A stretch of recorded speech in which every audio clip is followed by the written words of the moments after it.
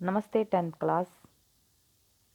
आज की वीडियो में हम कवि देव द्वारा रचित आपकी पाठ्य पुस्तक क्षितिज में जो छंद हैं सवैया और कवित, उससे संबंधित प्रश्नों का अध्ययन करेंगे। पहला क्वेश्चन हमारा है, कवि ने श्री ब्रजदुल्ह किसके लिए प्रयुक्त किया है और उन्हें संसार रूपी मंदिर का दीपक क्यों कहा है? श्री ब्रजदुल्ह, ब्रज भूमि, दुल्हा का मतलब होता है दूल्हा यानी कि स्वामी।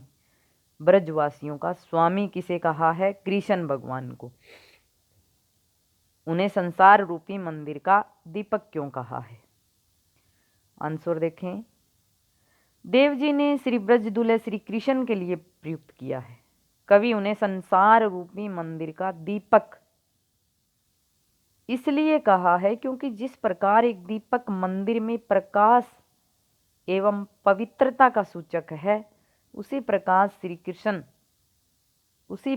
श्री कृष्ण भी इस संसार रूपी मंदिर में ईश्वरीय आभा होती है चमक, प्रकाश एवं पवित्रता का संचार करते हैं। उन्हीं से यह संसार प्रकाशित होता है। उन्हें कृष्ण भगवान को इस मंदिर रूपी दीपक कहा है कि संसार रूपी मंदिर में कृष्ण भगवान दीपक हैं। कि जैसे मंदिर का अंधेरा है, दीपक दूर करता है, प्रकाश और पवित्रता लाता है, ऐसे ही संसार के अंदर कृष्ण भगवान सब लोगों के मन के अंदर पवित्रता, कृष्ण भगवान की उपासना जब करते हैं या उनको याद करते हैं तो सब लोगों के मन में पवित्रता आ जाती है।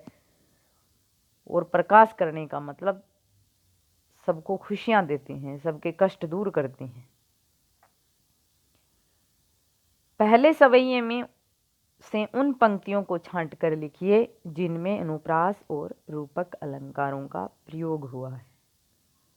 इस तरह के क्वेश्चन बेटा किसी भी प्रकार से आ सकते हैं कि पहले या दूसरे सवैये में या उस कविता से संबंधित कौन कौन से जो जिस प्रकार से अलंकार हैं, चाहे उपमा है, चाहे दूसरे और अलंकार हैं, मानवीकरण अलंकार है, कि अलंकार लिखें, या इस प्रकार से आ सकते हैं कि अमुक अमुक जो पद्यांश दे दिया जाता है कि इसके अंदर अलंकार कौन सा है। तो इस तरह की किसी भी प्रकार से आपकी लाइन आ सकती है। तो अगर हमें कविता की पंक्तियां याद है तो हम इसको अच्छे से लिख देंगे। इसलिए कविता की जितनी भी पंक्तियां हैं उनको आप याद करने की कोशिश करें। अनुप्रास अलंकार आया था हमारा, कटी किंकणी के ध्वनि की मधुराई, कै कै की आवृत्ति के कारण इसमें अनुप्रास अलंकार है। और सांवरे अंग लसे पट्ट पीत पै पै की आवृत्ति, फिर अनुप्रास अलंकार। हिये हुल से बनमाल सुहाई, है की आवृत्ति। तो ये तीन आपकी पंक्तियां हैं, इसके अंदर अनुप्रास अलंकार है। और रूपक अलंकार हमारा है, मंद हंसी मुखचंद जुन्हाई, जय जग मंदिर दीपक सुंदर। मुख चंद, चंद्रमा के समान मुख में रूपक अलंकार है। जय जग मंदिर दीपक सुंदर, मंदिर को, संसार को मंदिर बताया है, मंदिर के समान, यानी कि संसार रूपी मंदिर में भी हमारा रूपक अलंकार है। और जय जग मंदिर दीपक सुंदर मतलब दीपक के अंदर भी कृष्ण भगवान को दीपक बताया है। निम्नलिखित पंक्तियों का काव्य सौंदर्य स्पष्ट कीजिए। इस तरह भी इम्पोर्टेंट क्वेश्चन हमारे आते हैं लगभग, काव्य सौंदर्य वाले भी, और या भाव सौंदर्य, भाव लिखें, 2-3 पंक्तियां दे दी जाती है कविता की। तो इस तरह भी आपको ध्यान रखना है कि काव्य सौंदर्य पूछ रखा है तो कविता के अंदर भाषा कौन सी है, अलंकार कौन से हैं, इस प्रकार से आपको बताने हैं। और अगर भाव है तो मुख्य बात जो है वो आपको बतानी है। तो इसके अंदर हम दोनों ही करके देख लेते हैं, भाव सौंदर्य भी करके देख लेते हैं और काव्य सौंदर्य भी। पायनी नूपुर मंजू बजे, कटी कीकणी के धुनी की मधुराई, सांवरे अंग लसे पटपीत हिये हुलशे बनमाल सुहाई। यहाँ कृष्ण भगवान के बचपन के सौंदर्य का वर्णन किया है, बाल रूप का वर्णन किया है कि जब छोटे से कृष्ण भगवान थे, पायनी यानी कि पैरों में नूपुर पायल मंजू सुंदर बजे, कि कृष्ण भगवान के छोटे छोटे पाँव में सुंदर सुंदर पजेब बज रही है। कटी कमर पर कीकणी होती है करघनी तगड़ी, के धुनी, धुनी होती है आवाज, मधुराई मधुर करने वाली, कि उनके कमर पे करघनी की सुंदर मधुर मधुर आवाज आ रही है। जब कृष्ण भगवान चलते हैं तो कमर पर मधुर आवाज उनकी करघनी की आती है और पैरों में सुंदर पाजेब बजती है। सांवले अंग सांवले रंग पर लसे सुंदर लग रहे हैं, पट पीत पीले वस्त्र, हिये हुलसे बनमाल सुहाई, हिये होता हृदय, हुलसे हुलसा रही है, प्रसन्नता दे रही है, आनंदित कर रही है, बनमाल फूलों की माला, सुहाई सुंदर लग रही है, यानी कि उनके हृदय पर फूलों की माला विराजमान है जो बहुत ही आनंदित करने वाली, सुशोभित हो रही है। तो इस प्रकार से आप भाव सौंदर्य और काव्य सौंदर्य ब्रज भाषा का प्रयोग हुआ है। और जैसे हमने अनुप्रास अलंकार है, कै की आवृत्ति है यहाँ पर और संगीतात्मकता है, सुंदर गाए जाने वाली है, संस्कृत के शब्द हैं, तत्सम शब्दों का प्रयोग है। और इस प्रकार से आप ये लिखोगे। आगे हमारा है 5वां क्वेश्चन, प्रातः ही जगावत गुलाब चटकारी दे, इस पंक्ति का भाव स्पष्ट करना है। जैसे हमने काव्य सौंदर्य भाव स्पष्ट किया है, तो इस पंक्ति का भाव स्पष्ट करना है। इस तरह से कोई वाक्यांश भी आ जाता है, छोटी सी पंक्ति आ जाती है, उसका भी भाव स्पष्ट करना है कि प्रातः ही जगावत गुलाब चटकारी दे में कवि ने क्या बताया है। तो यह कवि देव ने बसंत रूपी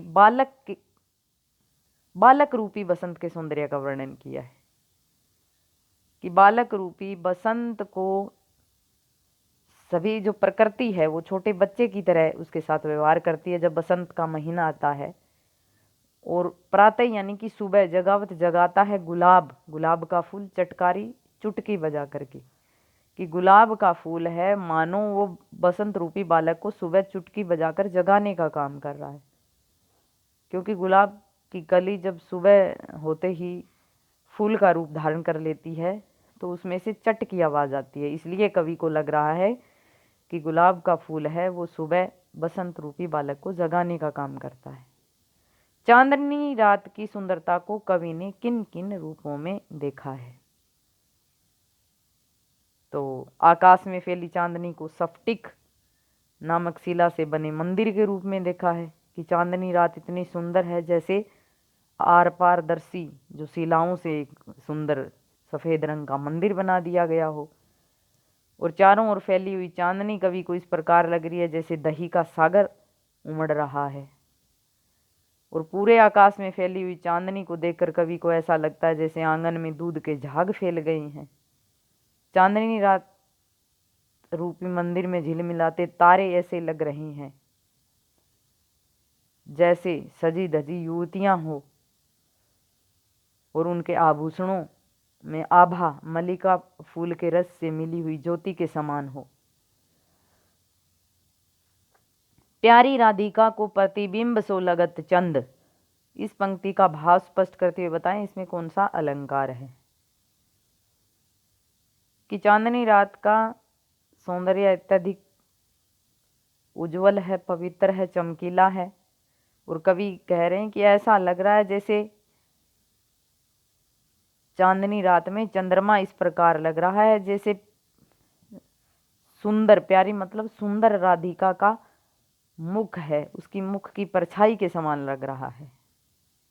तो इसके अंदर हमारा अलंकार है व्यतिरेक अलंकार। कौन सा? व्यतिरेक। व्यतिरेक हमारा अलंकार है। व्यतिरेक अलंकार कौन सा होता है? उपमा का उल्टा होता है। ये रहा कि यहाँ व्यतिरेक अलंकार है और ये उपमा का उल्टा होता है, क्योंकि जहाँ उपमेय में उपमान की तुलना होती है वहाँ हमारा उपमा अलंकार होता है, और जहाँ उपमान में उपमेय की तुलना हो वहाँ व्यतिरेक अलंकार होता है। यहाँ पर राधिका के मुख को चंद्रमा का मुख नहीं बताया कि चंद्रमा के मुख के समान है जो राधिका का मुख है, चंद्रमा को ही राधिका के मुख जैसा बता दिया है, तो यहाँ व्यतिरेक अलंकार है। तीसरे कवित के आधार पर बताइए कि कवि ने रात की उज्ज्वलता का वर्णन करने के लिए किन उपमानों का प्रयोग किया। तो ये हमने पढ़ लिया था पहले, ये रहे, इसका क्वेश्चन भी यही रहेगा। आशा है कि आपको ये क्वेश्चन अच्छे से समझ में आ गए होंगे। धन्यवाद।